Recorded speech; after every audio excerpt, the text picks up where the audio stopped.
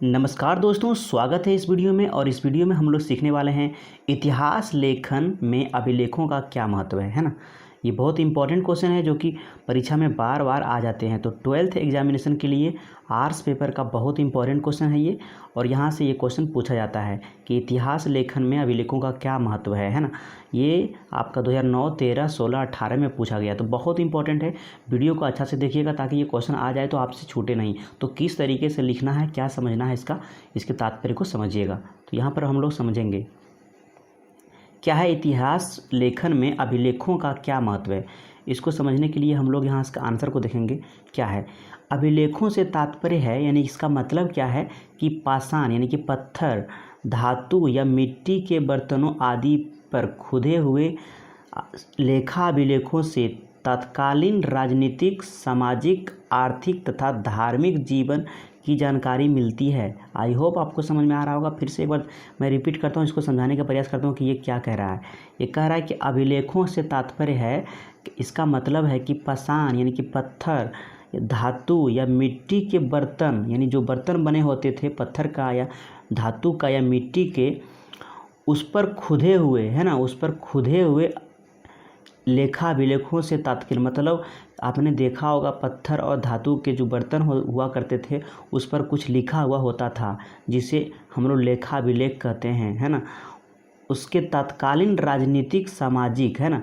तत्कालीन मतलब उस समय तत्काल जो क्या परेशानी था, और राजनीतिक क्या हुआ, और सामाजिक तथा आर्थिक और धार्मिक जीवन की जानकारी मिलती है। मतलब उसमें तत्कालीन जानकारी मिलती है, समाज की जानकारी मिलती है, आर्थिक जानकारी मिलती है और धर्म के बारे में जानकारी मिलती है। किससे? अभिलेखों से। ठीक है, अगला क्या है इसके बाद देखिए। अशोक के अभिलेखों द्वारा, अशोक के जो अभिलेख था उसके धम्म, है ना, प्रचार प्रसार के उपाय, प्रशासन और मानवीय पहलुओं आदि के विषय में सहज जानकारी प्राप्त कर सकते हैं, है ना। कहने का तात्पर्य क्या हुआ, यहाँ पे फिर से समझिएगा। अशोक जो थे, राजा अशोक जो थे, उनके अभिलेखों जो था उनके द्वारा धम्म मतलब उनकी जो राजनीतिक जीवन था उसके प्रचार प्रसार के उपाय, है ना, प्रचार प्रसार के उपाय और प्रशासन, मानवीय पहलुओं पर मतलब मानव के पहलुओं पर आदि पर क्या कर सकते हैं, विषय में सहज जानकारी प्राप्त कर सकते हैं। मतलब अच्छी जानकारी प्राप्त कर सकते हैं। किससे? अभिलेखों से।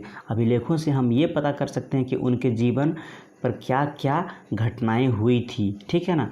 और आगे इतिहास लेखन में मतलब इतिहास को जब लिख रहे थे तो इतिहास लेखन में अभिलेखों का महत्ता मतलब उसका महत्व इससे स्पष्ट होता है।